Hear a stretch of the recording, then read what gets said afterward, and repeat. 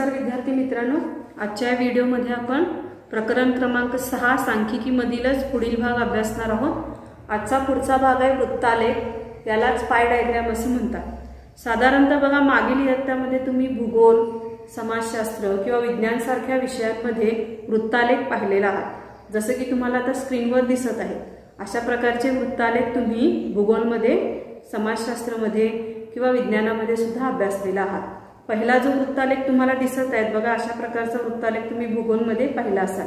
जसं की पृथ्वीवरती जमिनीचं प्रमाण 29% आहे आणि पाण्याचं प्रमाण 71% आहे, हे दर्शवण्यासाठीची ही पहिली आकृती आहे।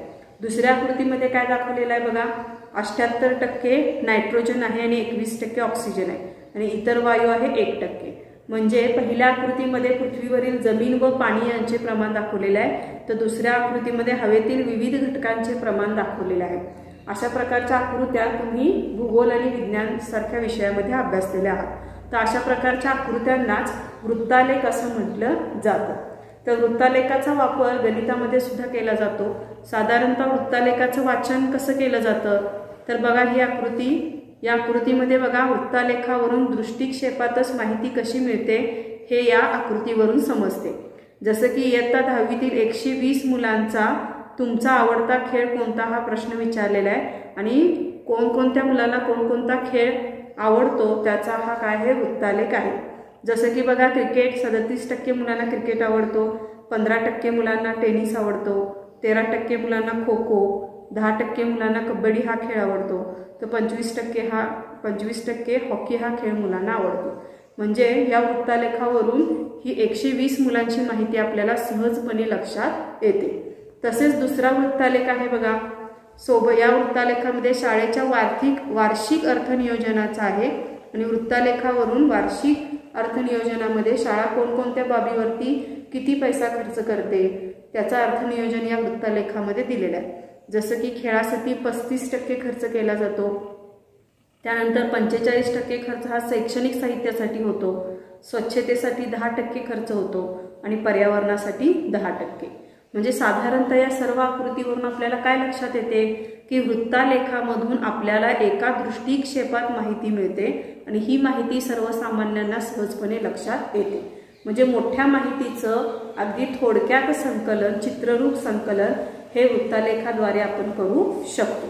तर आता आपण या व्हिडिओमध्ये वृत्तालेखावर आधारित काही उदाहरणे सोडवणार आहोत। तसेच वृत्तालेख कशा पद्धतीने काढला जातो हा भाग देखील अभ्यासणार आहोत। प्रथम आपण वृत्तालेखावर आधारित काही उदाहरणे सोडवूया। उदाहरण आहे बघा, एका सर्वेक्षणात मिळालेली कार्यकुशल व्यक्तींची वर्गवारी खालील वृत्तालेखात दाखवलेली आहे। जर उत्पादन क्षेत्रात कार्यरत असलेल्या व्यक्ती 4500 असतील तर पुढील प्रश्नांची उत्तरे लिहा। ठीक आहे, या उत्पादन क्षेत्रामध्ये कार्यकुशल व्यक्तींची संख्या त्याच्यामध्ये असणाऱ्या ज्या व्यक्ती आहेत त्या त्यांनी आकृतीमध्ये दाखवलेल्या आहेत, वृत्तालेखामध्ये दाखवलेल्या आहेत। वृत्तालेख तुम्हाला स्क्रीनवरती दिसतच आहे। तर हा वृत्तालेख पाहून आपल्याला काही प्रश्नांची उत्तरे काढायची आहेत। जसं की पहिला प्रश्न आहे बघा, सर्व क्षेत्रातील एकूण कार्यकुशल व्यक्ती किती आहेत? दुसरा आहे बांधकाम क्षेत्रातील कार्यकुशल व्यक्तींची संख्या किती आहे? आणि तिसरा आहे कृषी क्षेत्रातील कार्यकुशल व्यक्ती किती आहेत? आणि चौथा आहे उत्पादन व बांधकाम क्षेत्रातील कुशल व्यक्तींच्या संख्येतील फरक काढा। ठीक आहे, तर या पद्धतीने आता आपण एक एक प्रश्नांची उत्तरं काढत जाऊया। पहिला प्रश्न घेऊया आपण, सर्व क्षेत्रातील एकूण कार्यकुशल व्यक्तींची संख्या किती? आता सर्व क्षेत्रातील एकूण कार्यकुशल व्यक्ती,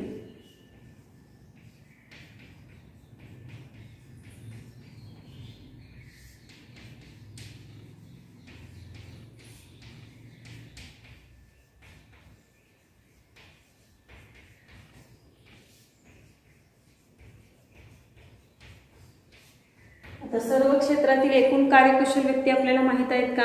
नाही, तर त्यासाठी आपण काय म्हणू, एक्स मानू, एक्स मानू। ठीक आहे, आता वृत्तालेखामध्ये जर पाहिला तर त्याच्यामध्ये बघा कोणतंही एका क्षेत्रातील व्यक्तीसाठीचा केंद्रीय कोन पकडून आपण काय करू शकतो, सर्व क्षेत्रातील कार्यकुशल असणाऱ्या व्यक्तींची संख्या काढू शकतो। जसं की मी आता इथं पकडते की उत्पादन क्षेत्रातील कार्यकुशल व्यक्तींसाठीचा केंद्रीय कोन, उत्पादन क्षेत्रातील उत्पादन क्षेत्रातील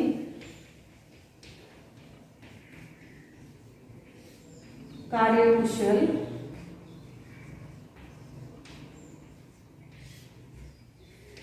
व्यक्तीचा केंद्रीय कोन.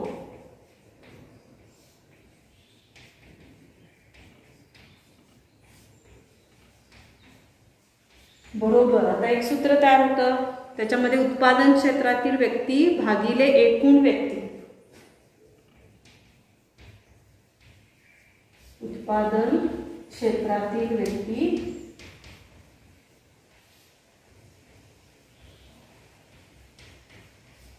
भागिले एकूण व्यक्ती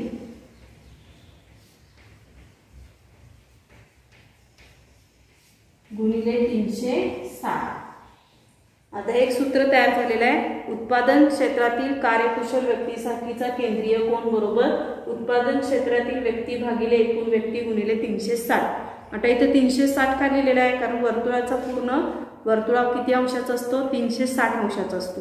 आणि वृत्तालेख म्हणजे काय आहे? ती वर्तुळाकृती आहे, त्याच्याद्वारे काय केलेली माहिती दर्शवली जाते. त्यामुळे वृत्तालेख पूर्ण किती अंशाचा असतो? 360 अंशाचा. त्यावरून आपण एकूण व्यक्तीची संख्या माहीत नाही आहे, मात्र ज्या ज्या कार्यक्षेत्रातील कार्यकुशल व्यक्तींची माहिती आपल्याला वृत्तालेखामध्ये दाखवलेला आहे, त्यामुळे आपण जे घटक माहीत नाही ते घटक आपण काय करू शकतो? या सूत्राद्वारे काढू शकतो. आता याच्यामध्ये आपण किमती घालूया. सूत्रामध्ये आपण किंमत घातलेली आहे. उत्पादन क्षेत्रातील कार्यकुशल व्यक्तीसाठीचा केंद्रीय कोन आहे 90 अंश. उत्पादन क्षेत्रातील व्यक्ती आहे 4500. एकूण व्यक्ती आपल्याला माहित आहेत का? नाही, त्यामुळे ते x मानलं गुणिले 360. सुरुवातीला आता आपण पक्षांतर करूया. हा 90 जो आहे तो आपण डाव्या बाजूला आहे तसा ठेवला. हा 360 इकडे गुणाकारात आहे, तो इकडे आल्यावर काय होईल? भागाकारात जाईल. मग इकडं उजव्या बाजूला काय राहिलं? 4500 छेद x. आता 90 आणि 360 याला आपण भाग घालू शकतो. शून्याला शून्य दिले, 9 1 9, 9 4 36. आता राहिलेल्या किमती काय काय बघा. 1/4 बरोबर 4500 छेद x. आता आपण ह्या दोन्हीचं पक्षांतर केला तर x ला आपण डावीकडे आणूया. 4 जो भागाकारात आहे तो 4500 पण आहे तसा ठेवला. 1/4 मधला 4 जो भागाकारात आहे तो इकडे आल्यावर काय होईल? गुणाकारात जाईल. मग x बरोबर यांचा गुणाकार करूया. 4 0 0 4 0 0 4 5 20 7 2 4 1 16 आणि 2 18. म्हणजे काय? उत्पादन सर्व क्षेत्रातील एकूण कार्यकुशल व्यक्तींची संख्या किती आहे? 18,000. बघा, सुरुवातीला आपण सूत्रात किमती घातलेल्या आहेत, त्याच्यानंतर 360चं पक्षांतर उजवीकडून डावीकडे केलेलं आहे. 90 ने 360ला भागलं की आपली उरलेली किंमत किती राहते? 1/4. 4500 छेद x आपण आहे तसा ठेवलाय. त्यानंतर परत खालच्या पायरीमध्ये 4500 आपण आहे तसं ठेवलाय. त्यानंतर x चं पक्षांतर उजवीकडून डावीकडे केलेलं आहे आणि इथं 1/4 जो भागाकारात आहे तो डावीकडून उजवीकडे आला की गुणाकारात जाईल. 4500 गुणिले 4 केला की x ची किंमत किती आली? 18,000. म्हणजे सर्व क्षेत्रातील कार्यकुशल व्यक्तींची संख्या किती आहे? 18,000. ठीक आहे. आता पुढचा प्रश्न आहे बघा, याच वृत्तालेखावर आधारित आहे. बांधकाम क्षेत्रातील कार्यकुशल व्यक्तींची संख्या किती? आता आपण दुसरा प्रश्न सोडवूया.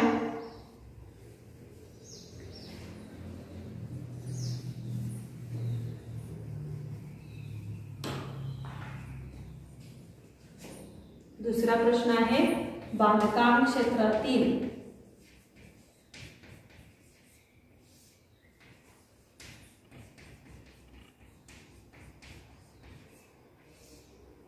कार्यकुशल व्यक्तींची संख्या किती आहे?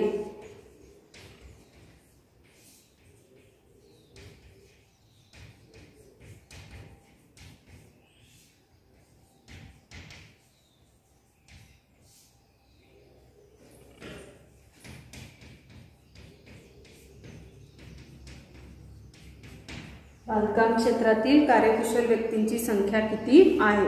तर आता वृत्तालेखामध्ये आपण जर पाहिलं तर बांधकाम क्षेत्रासाठीचा केंद्रीय कोन किती अंशांनी दाखवलेला आहे? तर 72 अंशांनी दाखवलेला आहे. मग बघा सूत्र कसं तयार होईल. बांधकाम क्षेत्रासाठीचा केंद्रीय कोन बरोबर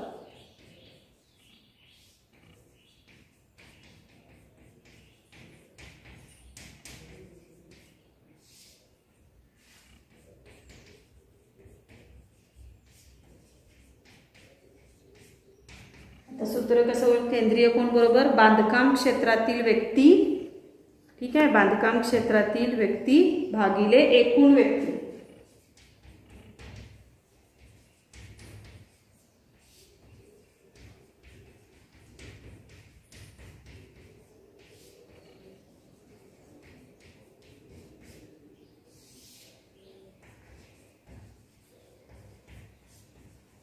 भागिले एकूण व्यक्ती गुणिले 360 गुणिले 360.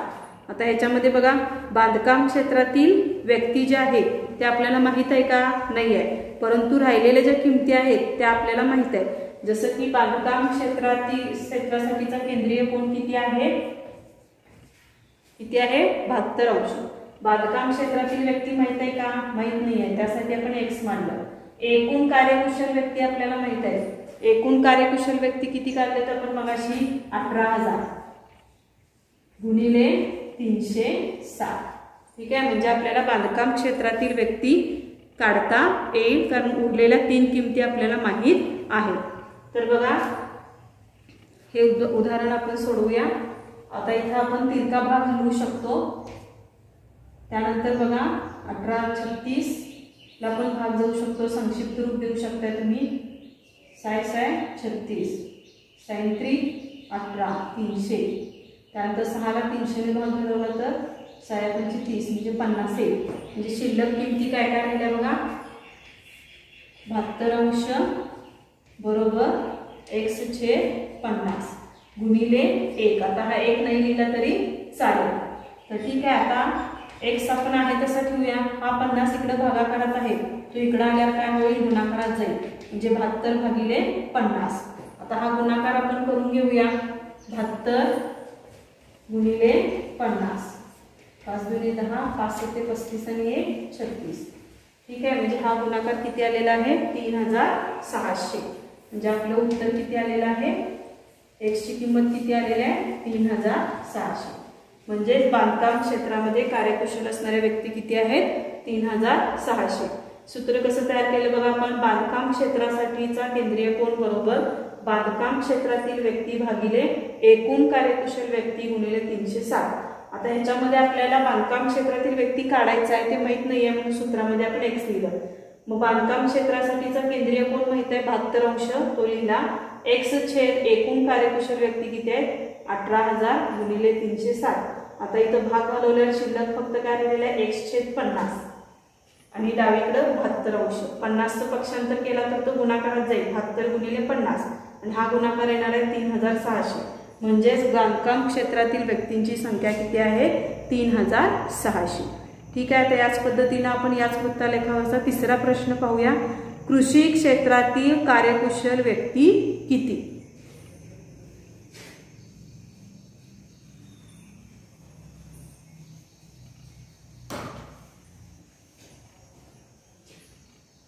आता तिसरा प्रश्न याच्यावरतीच, कृषी क्षेत्रातील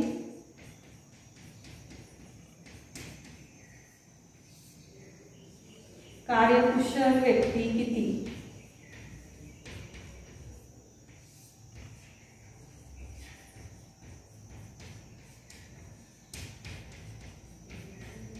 तर जसं आपण या आधी बांधकाम क्षेत्रातील कार्यकुशल व्यक्ती काढल्या त्याच पद्धतीने आता आपण कृषी क्षेत्रातील कार्यकुशल व्यक्ती काढणार आहोत.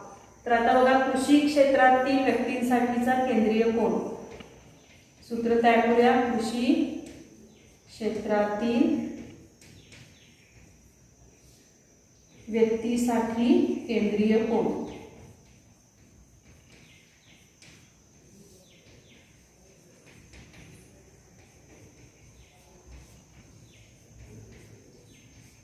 आता काय येईल, केंद्रीय कोन बरोबर, आता आपल्याला काय विचारलेलं आहे, कृषी क्षेत्रातील कार्यकुशल व्यक्ती.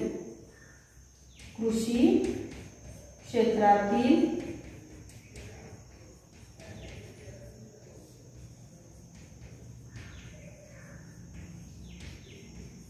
कार्यकुशल व्यक्ती भागिले एकूण कार्यकुशल व्यक्ती.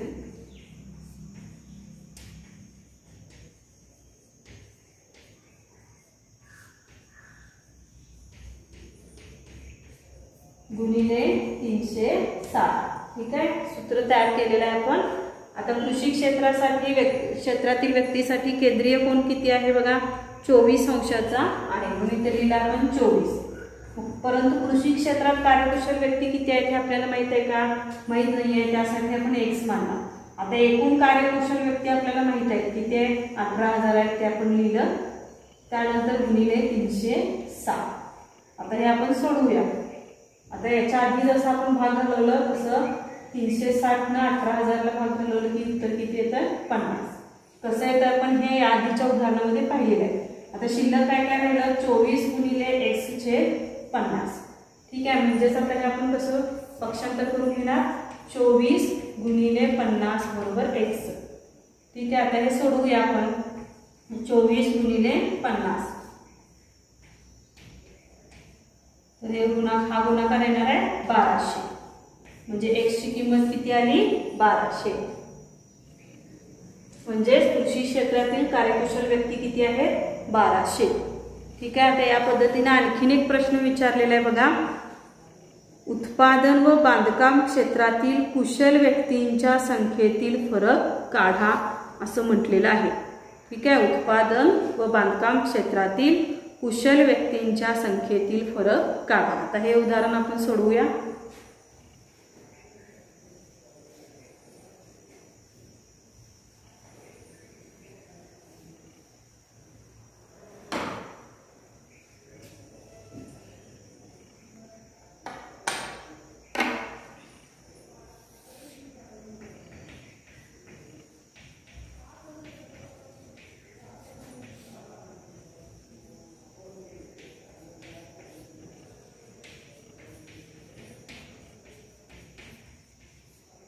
उत्पादन व कृषी क्षेत्रातील उत्पादन व काय विचारलेलं आहे, बांधकाम क्षेत्रातील. उत्पादन व बांधकाम क्षेत्रातील, उत्पादन आणि बांधकाम क्षेत्रातील कुशल व्यक्तींच्या संख्येतील फरक काढा.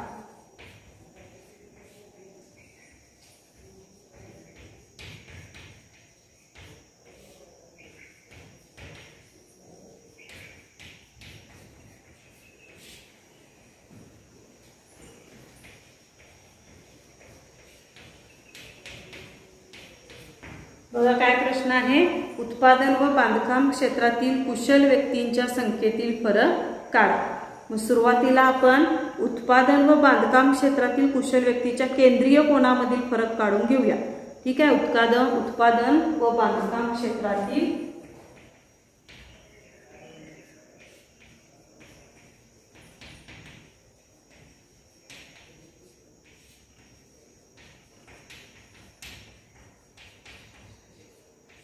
व्यक्तींच्या केंद्रीय कोनातील फरक,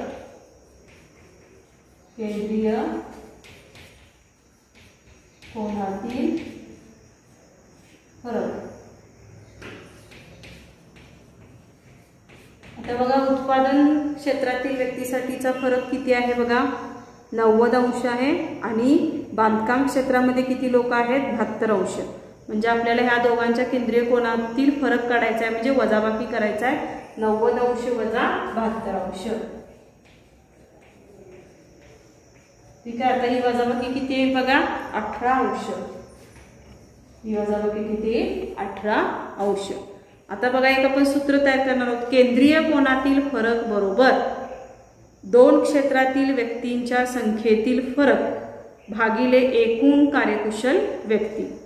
आता सूत्र काय तयार होणार आहे बघा, केंद्रीय कोनातील फरक बरोबर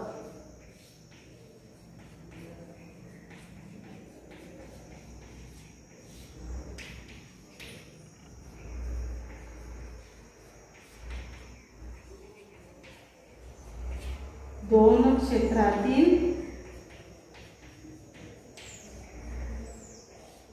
व्यक्तींच्या संख्येतील फरक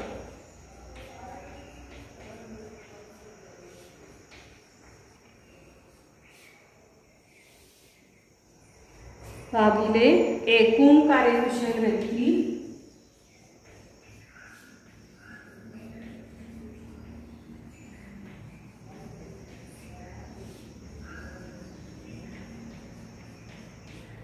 गुणिले 360. ठीक आहे. केंद्रीय कोनातील फरक आपण किती काढलेला आहे बघा, 18 अंश. आता दोन क्षेत्रातील व्यक्तींच्या संख्येतील फरक आपल्याला माहित नाहीये, ते काढायचं आहे, त्याला x मानलं. एकूण कार्यकुशल व्यक्ती किती काढलेत आपण, 18,000 गुणिले 360 अंश. ठीक आहे. आता आपण इकडे सोडूया, हे 118 अंश गुणिले 50 बरोबर x.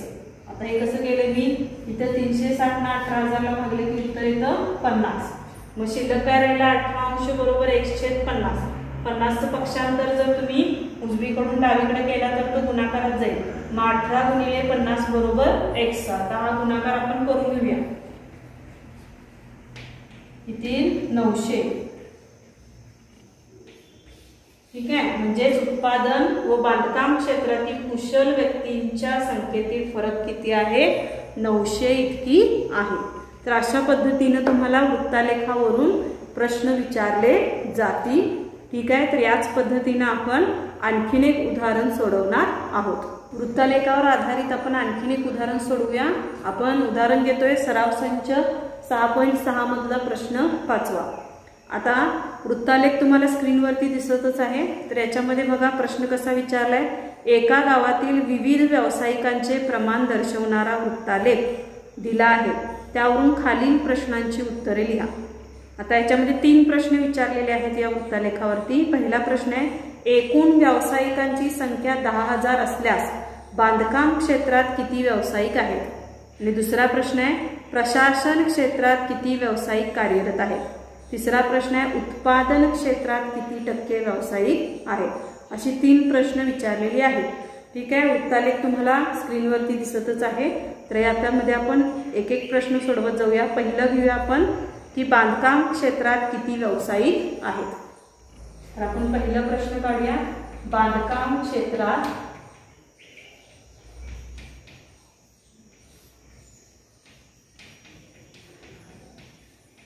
किती व्यावसायिक आहेत.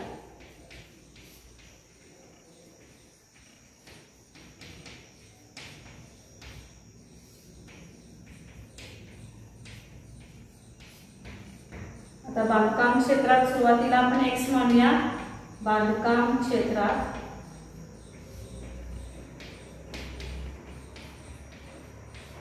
x व्यावसायिक आहे.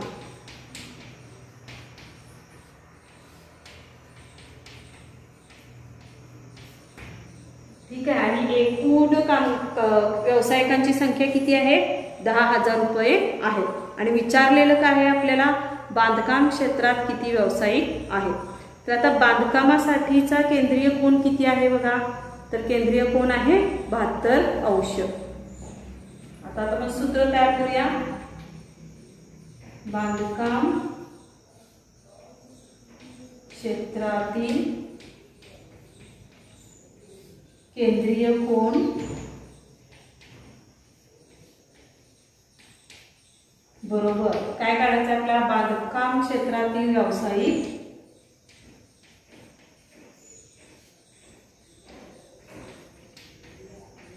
बांधकाम क्षेत्रातील व्यावसायिक भागिले बांधकाम क्षेत्रातील व्यावसायिक भागिले एकूण व्यावसायिक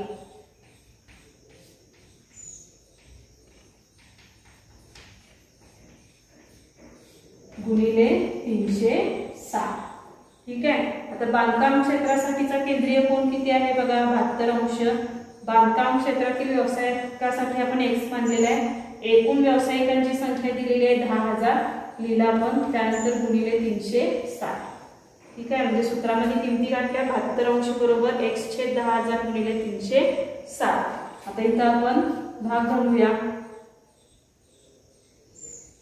साधारणतः 36 गुणिले 5 किती आहे तुम्ही बघता अंदाजे. ठीक आहे. मग आपण इथं संक्षिप्त रूप देत जाऊया। तर बघा, जर 2 ने संक्षिप्त रूप दिलं तर हे होणार 18 18। त्यानंतर इथं किती येईल, 2 पंचे 10 येईल 500। ठीक आहे। त्यानंतर बघा आपण 18 भागिले 500 करून बघूया।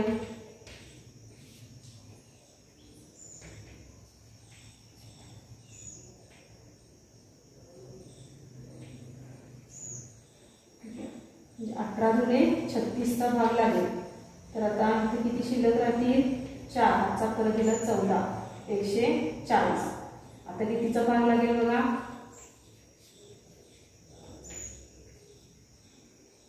108 होईल। ठीक आहे। मग 18 8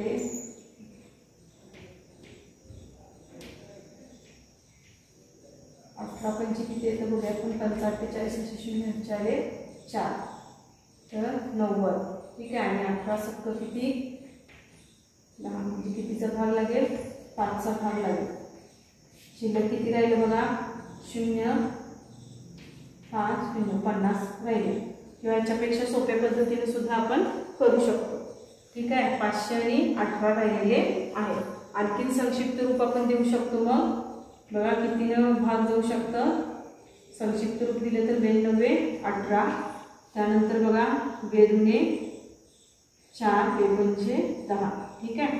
या पद्धतीनं आता बघा याच्यामध्ये जो 9 इथं गुणाकारात आहे तो जर आपण पक्षांतर केला तर किती मध्ये जाईल बघा, गुणिले 360। ठीक आहे। इकडे आपण जर सोडूया आपण, 72 आहे तसा ठेवला डाव्या बाजूला। या 9चं पक्षांतर केलं तर तो गुणाकारातला भागाकारात जाईल। इकडे शिल्लक काय काय राहिलं, x/250। त्यानंतर 9 1 9 9 8 72। शिल्लक काय राहिलं, 8 बरोबर x/250। याचं परत जर आपण पक्षांतर केलं तर 8 गुणिले 250 गुणिले x। आता हा गुणाकार करून घेऊया, 8 0 0 8 45 0 4 दुने 16।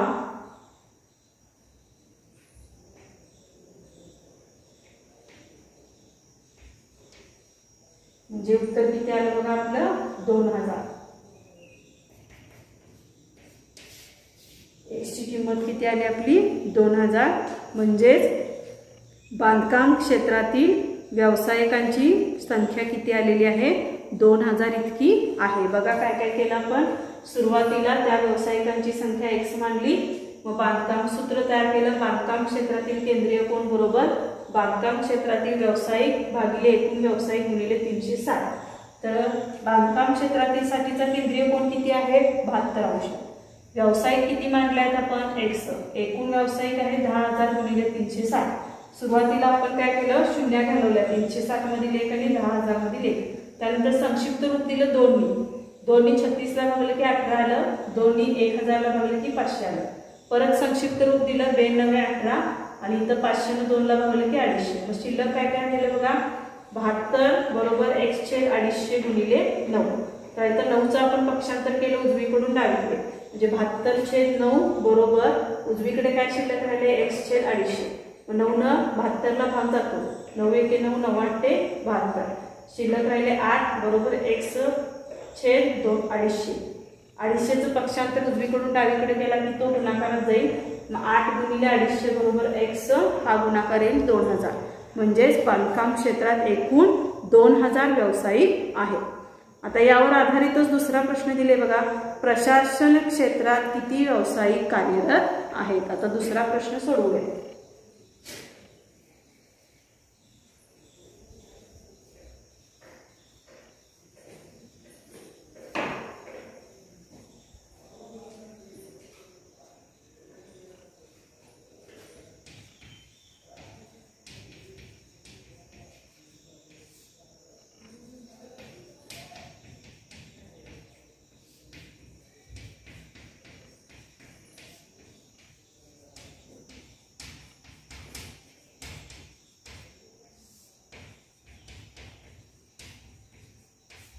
प्रशासन क्षेत्रात किती व्यावसायिक आहेत असा दुसरा प्रश्न आहे।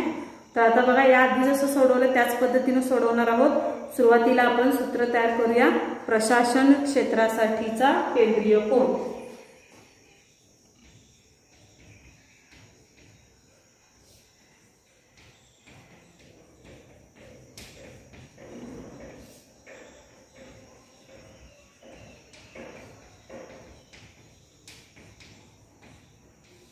व्यक्तीसाठीचा केंद्रीय कोन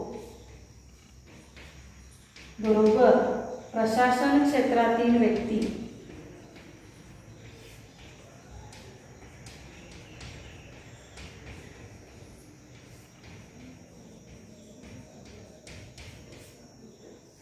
भागिले एकूण व्यावसायिक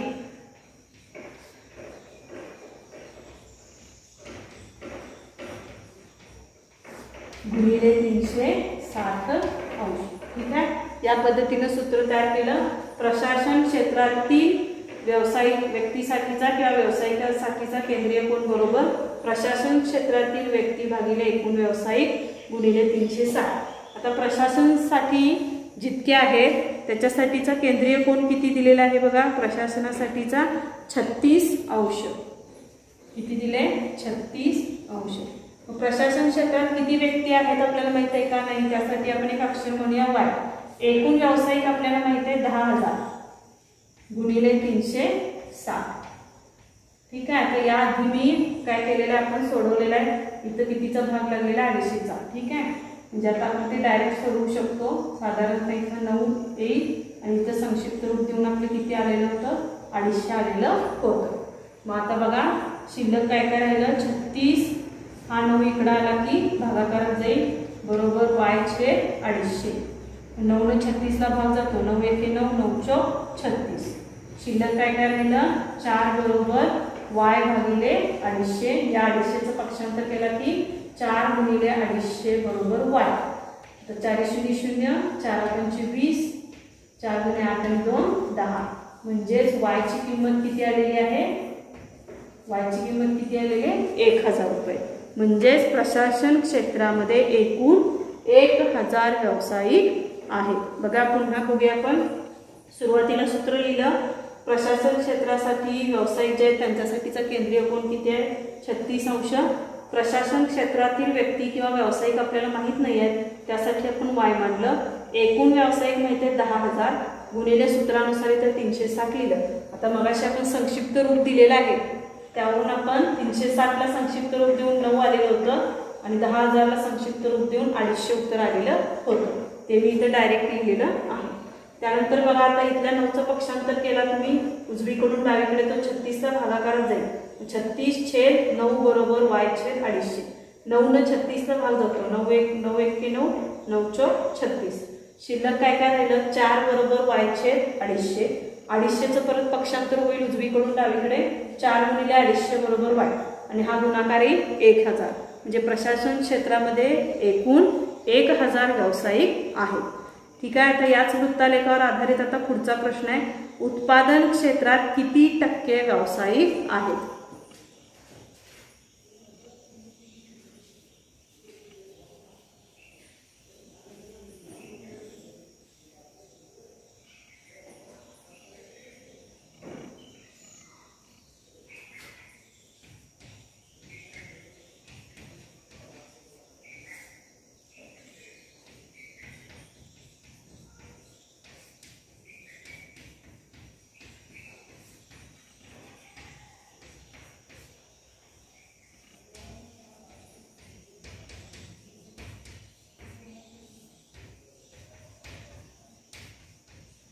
पुढचा प्रश्न काय बघा. उत्पादन क्षेत्रात किती टक्के व्यावसायिक आहेत?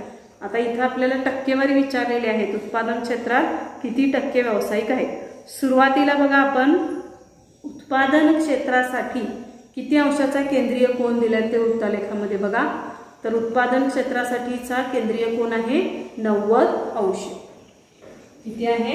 90 अंश. मग एकूण वृत्तालेख किती अंशाचा असतो? 360 अंशाचा. म्हणजे पूर्ण वृत्तालेख 360 अंशाचा असतो. त्यातला उत्पादन क्षेत्रासाठीचा कोन किती आहे? 90 अंश. म्हणजे तो 360 मधला एक भाग आहे. म्हणून 390 अंश छेद 360 अंश असं आपण समीकरण लिहिलं.